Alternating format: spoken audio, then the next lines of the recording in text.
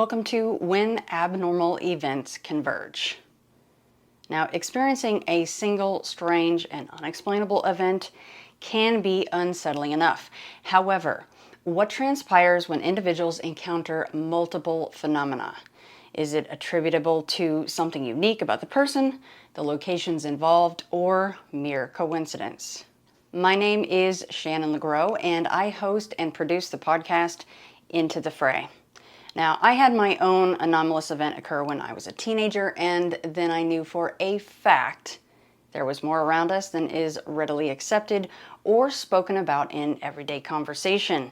I speak to people every week who have experienced those very same types of reality shifts. Strange things that many times one knows not to mention to anyone, or tucked right back in once you experience the look. So I'm going to be discussing several people who were brave enough to come on Into the Fray and share their experiences. Except these events were not the one and dones like mine, for example. These are multiple events involving what seems to be completely different phenomena. Or is it?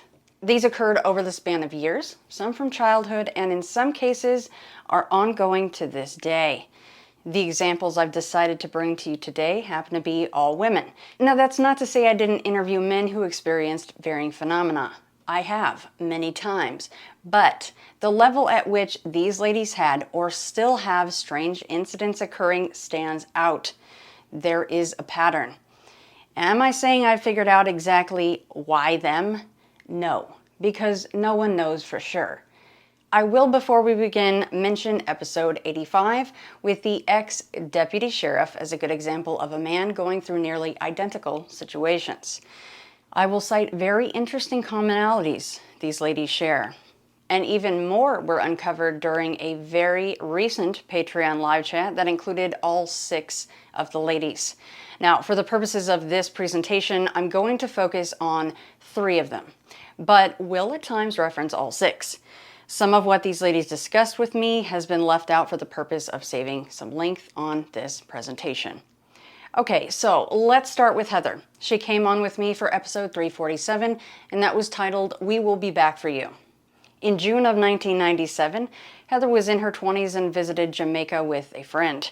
They meet up with a couple and decide one clear-skied night to go down to their private beach area. A very bright light in the distance captured their attention, and it continued to move closer.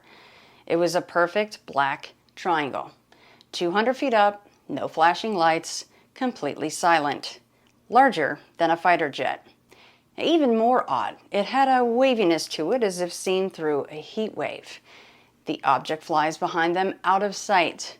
Within moments, another craft appears from the same position over the horizon. Same light, same path, same black triangle.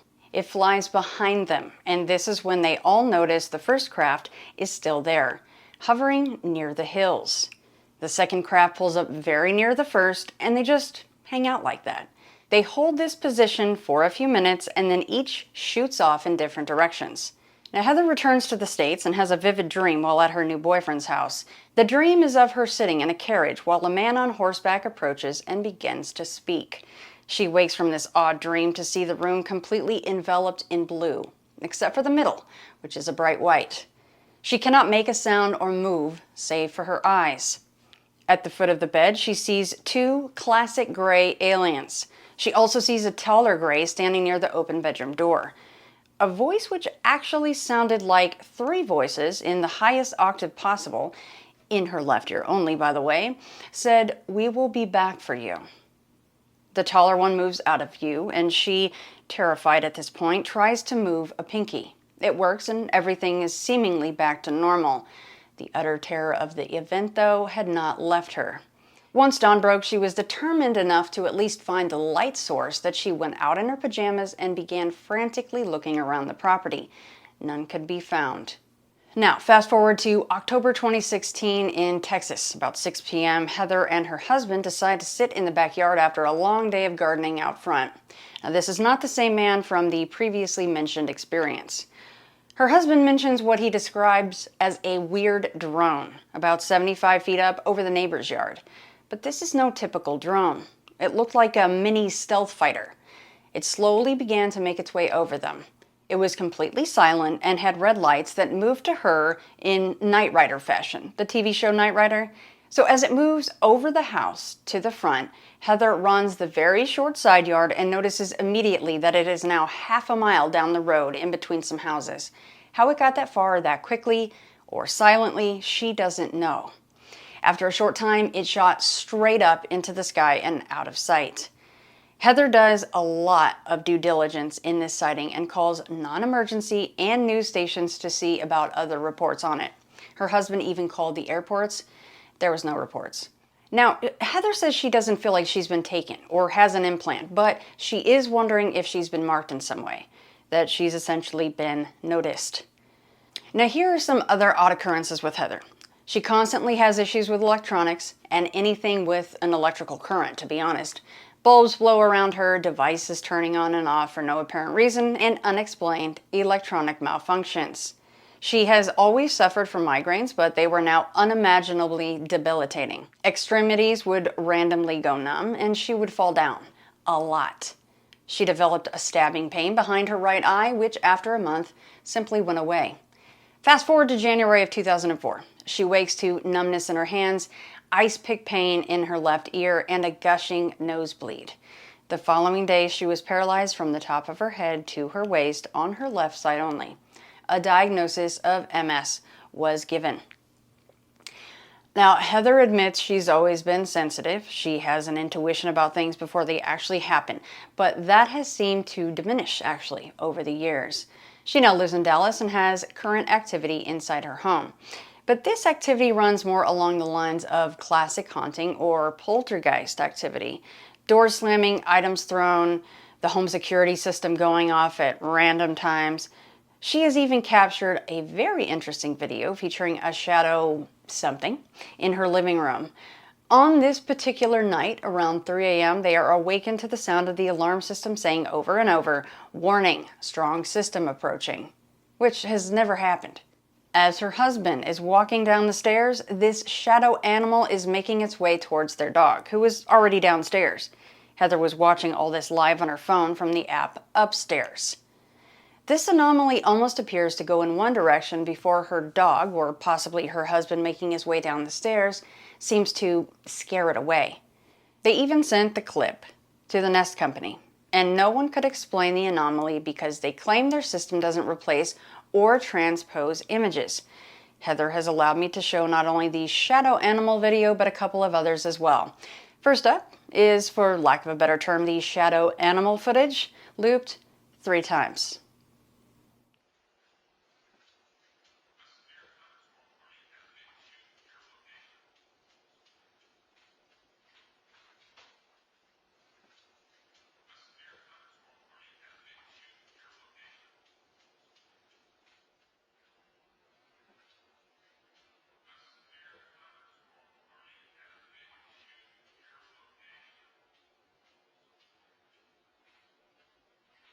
Another video they captured shows a potato seemingly launching itself out of a basket situated on the baker's rack and onto the floor as her husband walks away. This one is looped twice.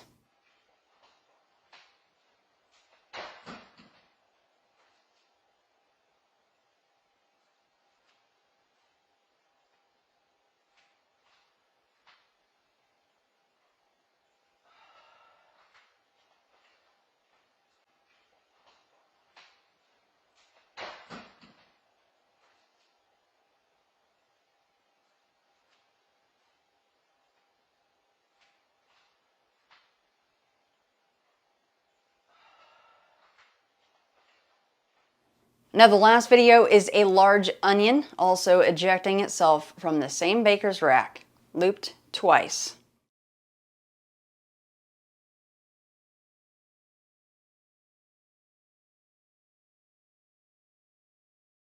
We now move to 2018. They call in some investigators because the activity is occurring nearly daily. They tell Heather there are 4 entities, a little girl, a bilingual male, and another male and his dog in their home. They thought the dog was actually buried in the backyard. That night, a laugh was heard. People were physically interacted with and shadows were seen. Once they left, it was actually quite a bit more peaceful, but the activity did start to build back up. Electronics turned on by themselves, including one night when she was alone. All lights, TV, and electronics in their theater room, which hadn't been used in a month, by the way. Doors slamming and opening by themselves, and the dogs turning their heads to watch something that Heather could only see out of the corner of her eyes. Also, the strange sound of what was compared to a water bottle crinkling was heard in the master bathroom. Now, that is a sound I've heard described by others, so that's interesting to note. So, activity summary for Heather. UFOs, shadow entities, shadow creatures, poltergeist activity, electrical disturbances, and physical interactions. Next up, we have Debbie. Debbie was my guest for episodes 311 and 340. Those were titled The Elemental Part 1 and 2. Debbie is in Somerset, UK. She is a nurse and an archaeologist. Now, the first thing she covered with me was an incident in Norfolk around 1990. She was training as a nurse at the time, and she and her roommate decided to go trail walking. It was a nature area which is hundreds of acres. It was a summer day, just past 4 o'clock or so. It's dusk, and they are nearly finished with their walk and back to their car. At this point, the trail splits into two, and they decide to each take a path and meet at the car park. Debbie begins hearing something coming straight at her through the brush. It gets within a couple of feet and simply stops. She cannot make out what this is, but every time she moves, it moves. She stops, it stops. She began to get really, really creeped out and was relieved when she saw her friend emerge from that side of the fork. The first thing her friend says is, "I don't think that was very funny, Debbie." When she pressed, she thought Debbie was calling to her from the brush. Debbie had never made a single sound. Her roommate to this day still refuses to talk about this. So we go to Cornwall a few years later, around 1994. Her mother-in-law booked a cottage for them to stay in, located in the middle of nowhere, in a heavily wooded area. Now, there were several cottages lined up, most of which were falling apart with disuse. It creeped Debbie out to a T. She hated it right from the start. In fact, even her husband wasn't too fond of the place either.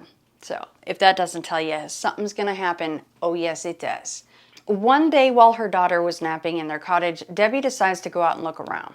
She stepped into one of the derelict cottages, and the moment she entered, a buzzing began. It was constant, as if she'd disturbed a bee's nest or something. She kept walking forward, and it intensified. She went to get her husband, and he could hear it as well. As they approached the cottage, the sound seemed to fly up and out, swirling around the open space amongst the trees around these cottages. They could even make out the treetops moving.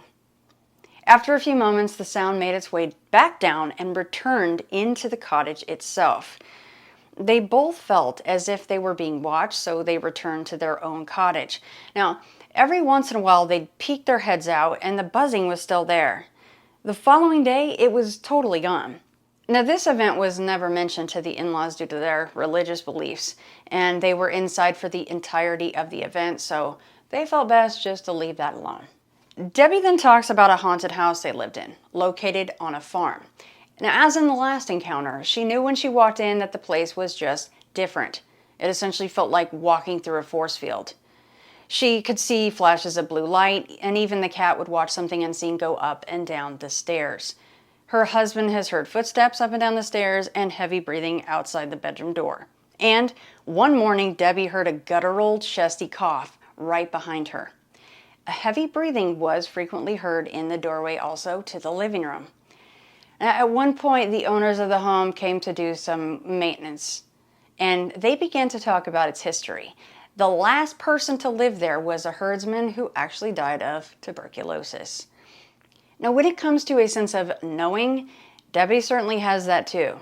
In one instance, she had a feeling she'd die in a white car. For some archaeology training, they had to head to Suffolk. And sure enough, the car the college lent them was white. She thought, this is it, I'm gonna die in this car. She ended up stalling because she was so worried about it until they absolutely had to go. At some point in the drive, another car came around the corner and just grazed them instead of smashing right into them. Now, white cars are no problem. The feeling dissipated immediately. So obviously the stalling was a good thing there. Another instance. They had gone to London by train to visit her dad after he'd broken his hip. Throughout the day, she was insistent that they needed to take the earlier train. And it's a good thing they did, because their originally scheduled train derailed. So, moving to their current home, there is a wooden path that makes its way across a field. It was actually a really great place to go pick sloe berries and blackberries. There is a section of this path where the trees and brush form essentially a circle. A visitor to the property told her this was actually a portal. Now, when you get near and into this area, it's completely silent. Even when right before, there may have been bird and bug sounds, even loudly. You go in there, gone.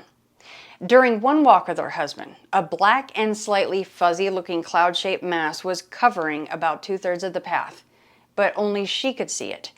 In fact, something came out of this black mass because the leaf litter in front of it began to kick up towards them. Just like smoke, it disappeared. Debbie feels, though, that they brought something home with them from the path that day. A single coffee cup swang for nearly 2 minutes on its hook, while others right next to it were completely still. Rugs would be flipped over and crumpled up, pushed in on one side. She kept blaming the cat until one day she saw it happen right in front of her. She walks over, straightens it up, only to have it fold up again. And speaking of the cat, it would also frequently react to and see things that they could not. Now, they accepted the fact that something needed to be done, so they went around the house telling it to leave. They could hear it run up the stairs, so they followed it up, continuing their quest. Get it downstairs and out of the house.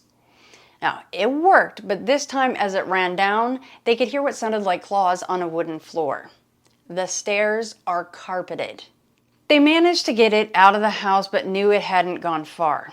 There was visible evidence of its presence. A predator-like outline on the wall by the driveway. It was not human-shaped, but more dog-like. A very large, strange dog. Since it wasn't completely transparent, Debbie says you could see it moving, almost in a panting motion, but she couldn't be sure. It stayed about 40 minutes before moving off unnaturally fast. About a week later, a small black shadow ran past while the front door was open, disappearing into a wall. Now, the entire family has seen people walking up the driveway. They would go out to see who it is, only to find no one there. At one point, there was also a tall, thin man in the neighbor's yard watching Debbie while she was in the house. She didn't think much of it until a few days later when she saw her neighbor trimming the hedge in exactly the same place the stranger was standing.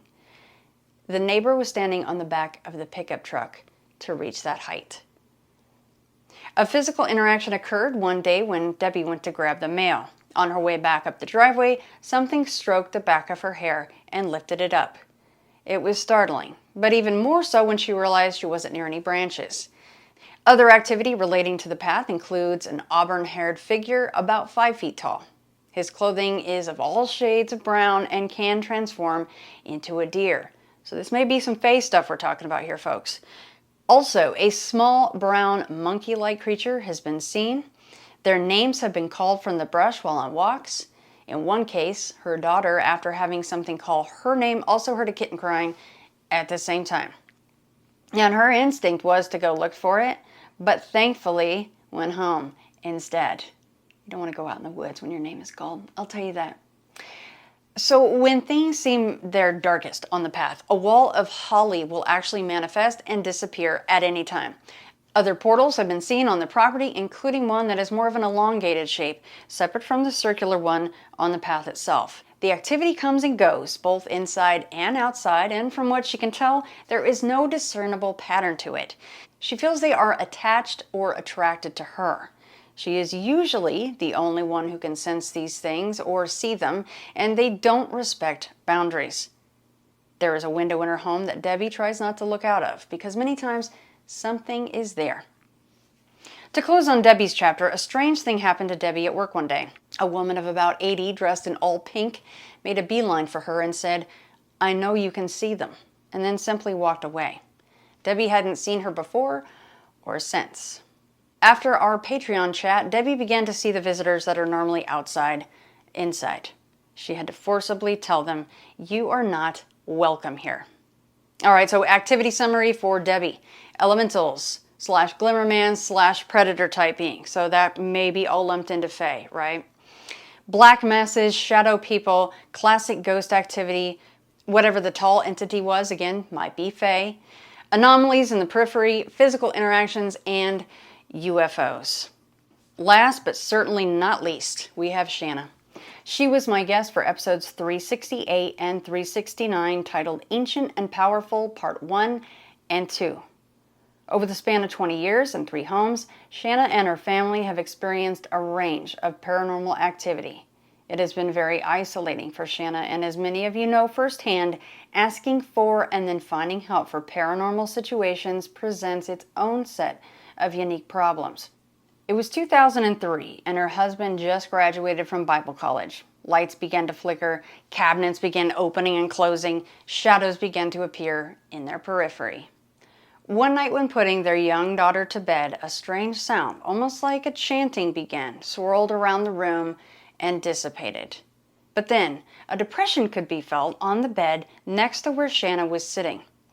Shortly thereafter, she started to hear her name said directly into her ear. Sound familiar? Her daughter also had this same experience. This is when she realized there may be a problem. This was confirmed when her middle daughter ended up falling down the stairs, even though the gate at the top was latched. She also had a red mark on her neck. 5 minutes later, her youngest falls down the stairs as well. Gate's locked. Rotten smells would permeate the home. It was constant. Furniture was moved to check for dead animals or dropped food. Carpets were cleaned. Cupboards were checked and rechecked. The source could not be found. A little girl would try to interact, especially with their oldest daughter. At night, the sounds of fingernails dragging along the hallway could be heard.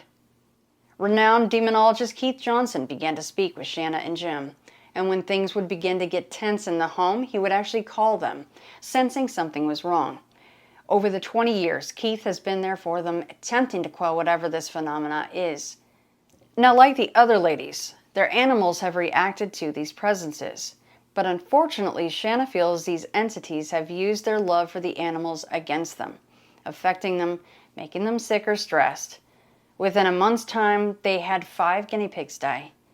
Their dogs refused to go into some rooms, wouldn't even cross the threshold. She would just stand there and growl. The shadow people activity ramped up. There were various shapes and sizes, some with huge heads, some abnormally tall. Then, one day, something was needed from the attic. To access it, you had to pull a ladder down from the ceiling, and a hissing noise began. Then, a humanoid figure crossed with an insect, a praying mantis to be more precise, emerged from the edge of the attic and peered down. Now, if this wasn't bad enough, Shana could see 2 hands on each side of it. She let the ladder slam back into place while trying to calm down, of course. And her daughter has actually admitted to seeing something very similar in her bedroom closet, but to her, it's more spider-like. Keith put them in touch with a psychic, and the psychic said whatever it was nesting in the attic and that it was ancient and powerful. So when Jim was at the church one day, standing at the front with his eyes closed, beginning to lead in prayer, he said something passed so closely by him that it made him open his eyes. He then saw a black shadow pass over the entire congregation. Back at home, the anomalies kept mounting. Scratching from behind the walls, growls from seemingly nowhere, the smell of cigarette smoke. Jim one night challenged it out loud, asking why it was bothering his family. Now something got right in his face and growled so viciously that he never broached it out loud again. In July of 2017, they moved to a new home, hoping this would alleviate the problem. For a couple of months, it was actually quiet, but then it all began again. The middle daughter's bedroom, especially, became a very active location. Lights flickering, strobing, even dimming, and then brightening. This was only a 3-year-old house, but they still called in electricians because they were nervous about a fire, of course. Shana began hearing a little girl. She could sense the presence of it. She would be touched. Instances of this included her back and her hair. Bruises and scratches would appear. Now, Keith got them in touch with a Vatican-trained priest this time, who also lived in Kentucky. He showed up 2 days later with 2 assistants. They went room to room, cleansing the space with lights flickering as they were working. Once they were finished, a sewer-like smell began in the middle daughter's room. The priest quickly went back into the room and immediately cleansed it once again. Then the smell begins in the master bedroom. The process starts once again. Now, unfortunately, they are told these things will always be there. They just won't leave. You just have to take charge. They end up moving to the house they are currently in. Same MO, peaceful at first, and then it all begins again. Voices, knocking, lights flickering and strobing. Shana has personally sent me these videos, and it's like someone is standing at a dimmer capable bulb and sliding the switch up and down, essentially. So this house has been the most intense of them all. Shana has what she calls the most terrifying experiences of her life. With all the activity and worry about the pets, they actually no longer sleep in their bedroom. They sleep in the living room.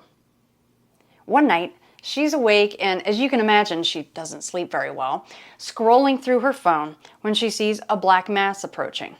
It looks almost snake-like and blacker than the darkness around it. It rushes towards her, and she is knocked completely off the couch onto the floor.